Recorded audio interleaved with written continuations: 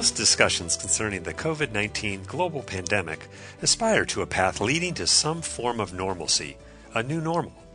That pathway is often framed in terms of phases, with each phase leading to an equilibrium of sorts. In other words, the state of equilibrium will be defined differently with each phase. This is Kevin Donahue, Senior Director with Protiviti, welcoming you to a new edition of Powerful Insights. There is no roadmap for what is about to happen soon or next, but each iteration requiring a search for equilibrium results from changes in market and individual behavior, as well as adjustments in business processes to address those changes. That is why resiliency is the North Star that will guide the most successful companies forward. Protiviti has published a two-part series on finding equilibrium in uncertain times. I recently spoke to Protiviti Managing Directors Dolores Atallo and Jim DeLoach about Part 2 in this series, Resilience is the North Star, which can be found at protiviti.com/bulletin. Dolores, based in New York, is a leader with Protiviti's risk and compliance and enterprise risk management groups. Jim is based in Houston and heads Protiviti's Global Thought Leadership Program and is a member of the firm's Global Solutions Leadership. Dolores, thanks for joining me today. Thanks, Kevin. And Jim, great to speak with you as well. Glad to be here, Kevin. Thank you. So, Jim, to get things started off for us today, let me ask you this. What do we mean by North Star, and why is resilience the North Star? Well, this is a concept Dolores and I talked about a lot. And for all of you stargazers out there, Polaris is the North Star because the Earth's axis is pointed almost directly at it.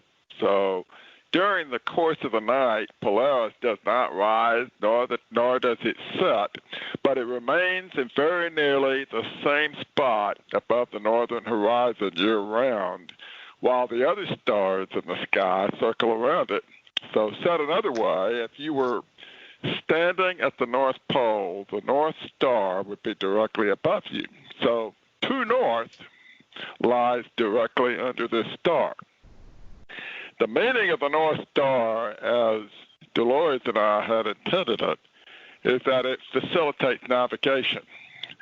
To find your latitude, for example, using the stars, you only need to find the North Star. You can do that by locating the Little Dipper constellation.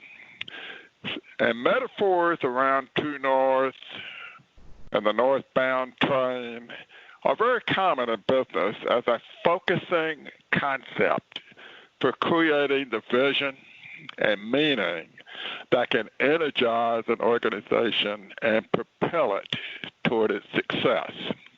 So in terms of navigating through these uncertain times, we've chosen to reference the North Star. And in that context, resilience is the North Star. It's the North Star to propel an organization forward in these unprecedented times.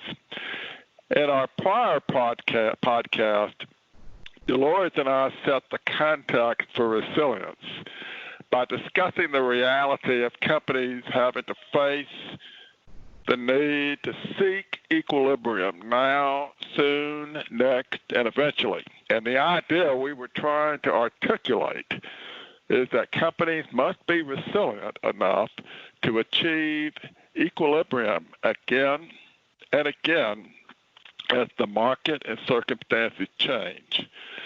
And because no one can reliably predict the future in the current fluid environment, an organization's capacity to recover quickly from difficulties and its toughness under fire and its ability to change and adapt will likely do more than anything else to determine the strength of its positioning in the marketplace when we all finally emerge on the other side of this terrible pandemic. So this is the concept of resilience, and it is, in our view, the North Star for navigating through these times. Dolores? Thanks, Jim. I think we all have our personal North Star in terms of how we want to operate in this pandemic environment. And I think we are truest to ourselves and to the value that we bring to our organizations when we follow our own North Star. And that makes us resilient in very tough times. True. Thank you both. Great insights there. Dolores, in your view, why is it so important that organizations be authentic to be successful? And where does a trust-based culture fit into this? Well, as Jim was talking about the North Star helps us stay on course and be authentic. We don't have the time, the patience, or the extravagance of being anything but authentic right now to be resilient. It's very important to be the organization and the person that you want to be and hope to be in the future so that you can set a tone for your organization to continue to be successful. This is really a seize the day kind of opportunity to demonstrate behaviors and leadership and tone at the top to show the world, show your competitors, your customers, your employees who you are and that you can be trusted to do what you're going to say you're going to do. And part of that is the demand for social awareness in our environment to basically say we understand what's going on in our culture, we understand what's going on in our business, and we see a view to the future that combines those to be our true and authentic self, where we trust each other and can talk about challenging issues together to solve business problems and to be a more resilient organization. Certainly this goes to enhancing reputation, but more importantly, it goes to building trust. You know, if someone you know and trust tells you something or asks you to do something, you do it with very little reservation, if any at all. And if somebody you don't trust asks you for something very simple, you can be highly suspect of it. In these pandemic times, we really have to think about who we want to be and how we want to be with each other to prosper going forward, to be a better culture going forward, and to think about things in a way that will help us continue to grow and evolve, not only to have the vision to do it, but to have the bravery and the authenticity to have the actions to do it so that we get the results that benefit everyone. And Dolores, a quick follow-up for you. This is so important for a company's customers or clients, but it's just as important, if not more so, for an organization's employees. Isn't that right? Absolutely.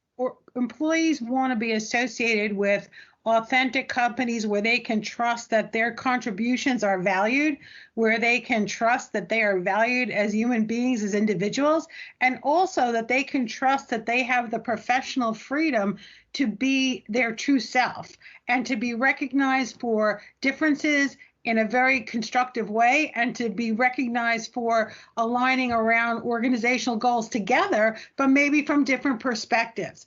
It's always great to have different kinds of input into an organization to be able to understand how your different customers might perceive you. I mean, not everyone likes the same shirt or the same food. I mean, you need differences in order to really cover the marketplace. And when you trust each other, you can express those differences comfortably. That's great. Thanks, Dolores. Jim, let me ask you, with markets in a state of flux and the uncertainty around community spread of the COVID-19 virus, how do companies navigate this unprecedented environment? Well, Kevin, I think that the pandemic experience strongly suggests the need to prepare for disruption.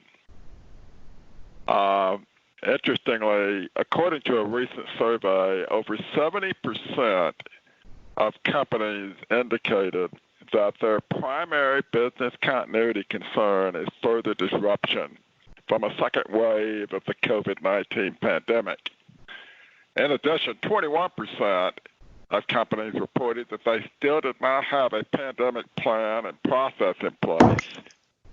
And there was also an indication of concern over mental health issues posing a major threat in the coming year due to people having to work at home, being isolated, and the stress of the unknown taking its toll.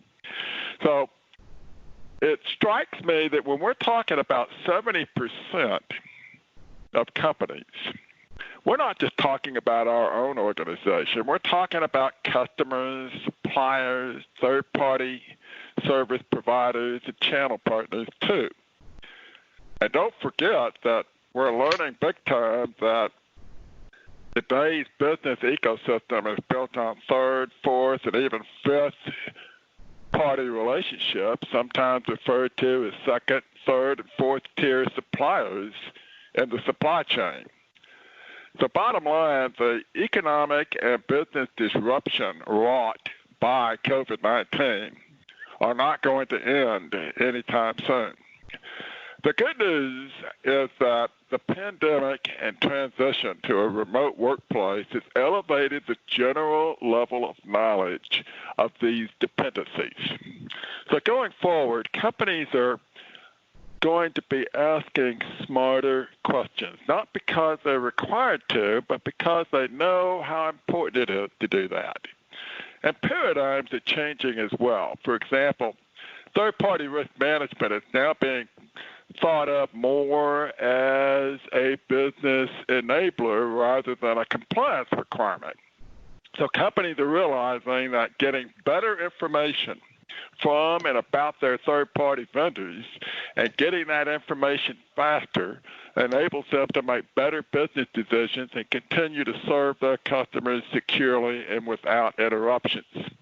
So I think the point is that leaders need to reimagine their crisis management, business continuity planning, and even their wellness programs to prepare for simultaneous natural disasters or widespread power or technology outages, civil or political unrest, and other events that could conceivably threaten business operations on a larger scale.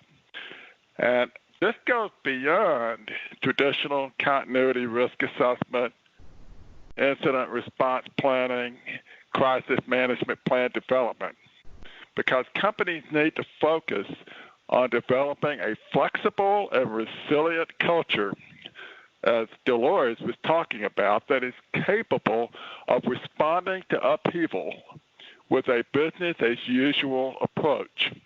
So I guess what I'm saying, Dolores, is that until further notice, we almost have to expect disruption as a matter of course. I mean, we certainly don't have to like it, but we need to expect it.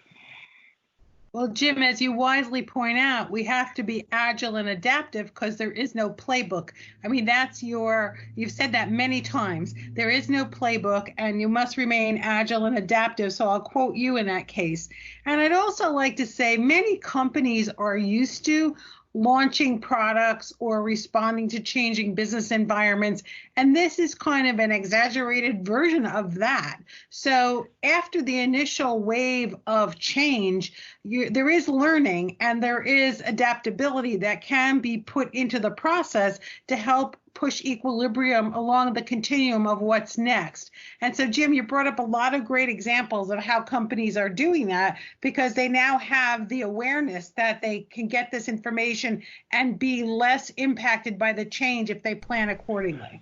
You know, given that Kevin's question refers to how do companies navigate this environment, you know, it occurs to me there are some tactical and strategic considerations. So given that many companies have announced their intention to extend remote working initiatives through the end of the year, and some have announced plans to allow employees to work from home permanently or even decentralize their workforce, they also need to adapt their response plans to incorporate how a permanent, remote, or distributed workforce will react to a different crisis or to multiple crisis events. So, for example, we're seeing companies do things like conducting more frequent meetings between incident response and crisis management teams and integrating after-action reports into a continuous improvement program.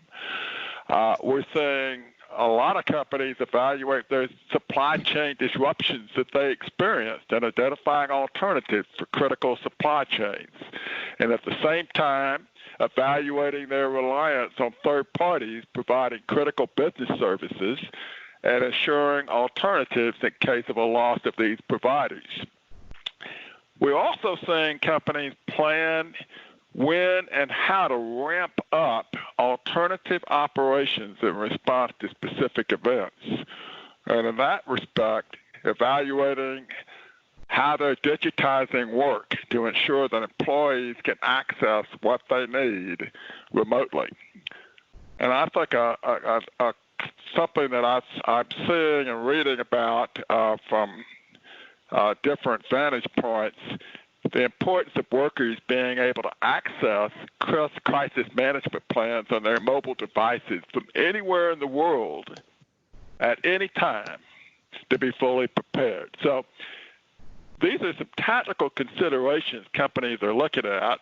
And beyond those, companies should also assess their business model's resilience, including its ability to adapt and recover from disruptions and manage future crises by reducing cost as necessary in the short and intermediate term.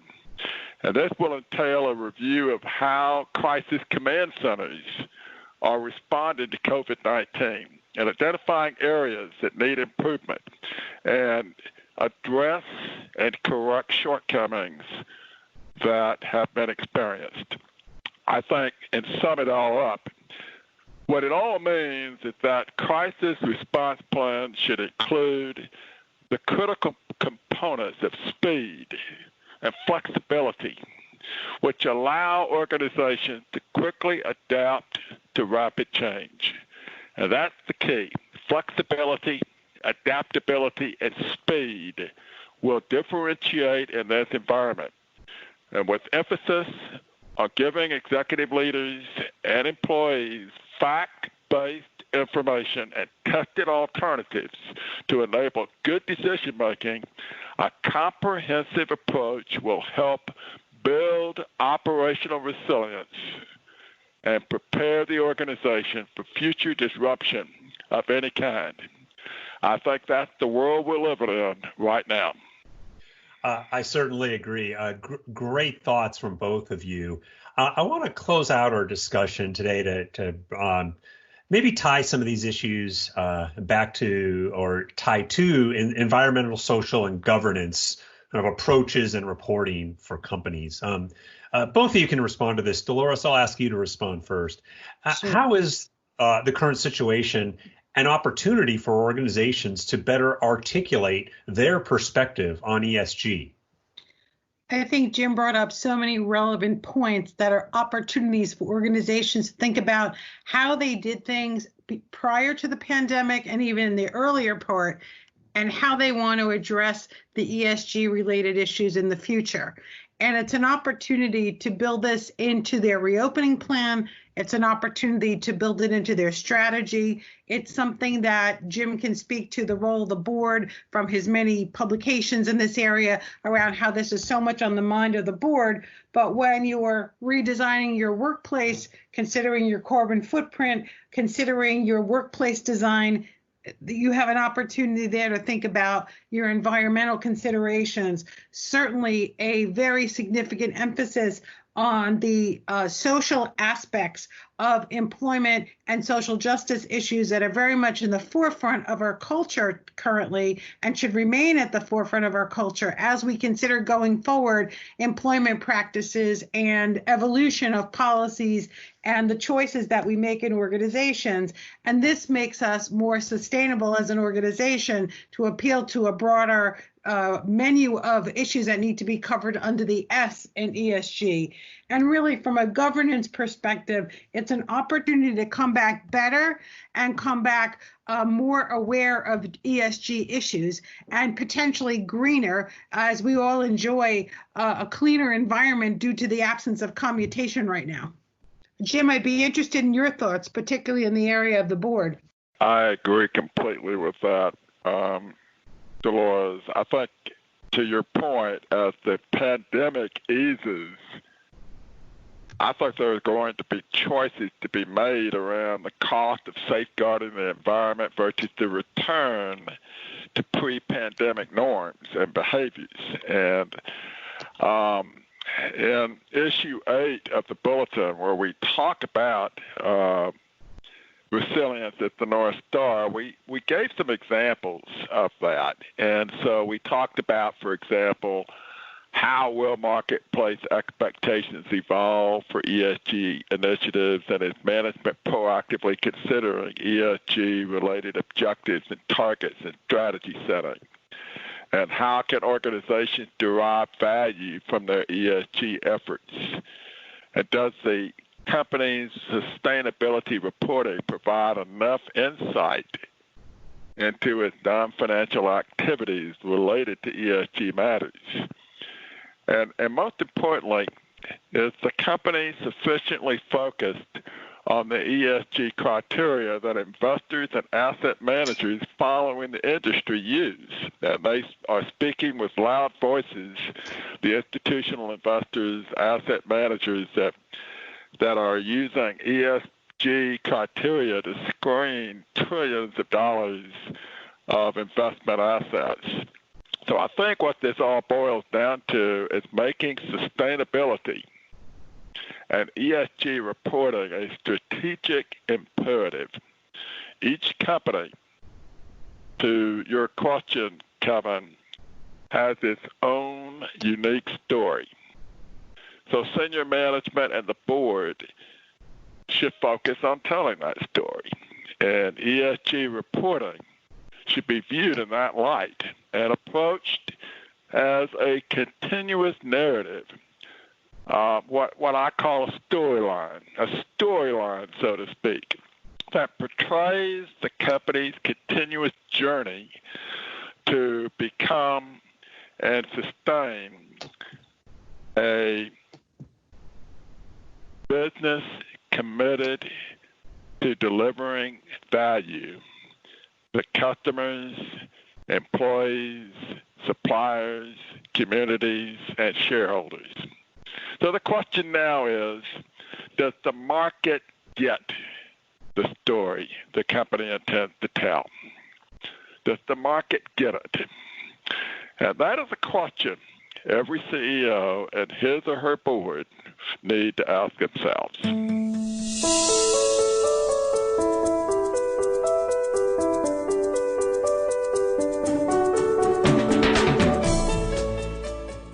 Thank you for listening today.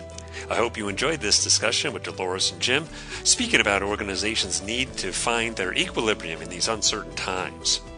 I want to remind you that you can visit Protiviti.com/digital to take our complimentary digital maturity self-assessment, which is a key to establishing organizational resilience.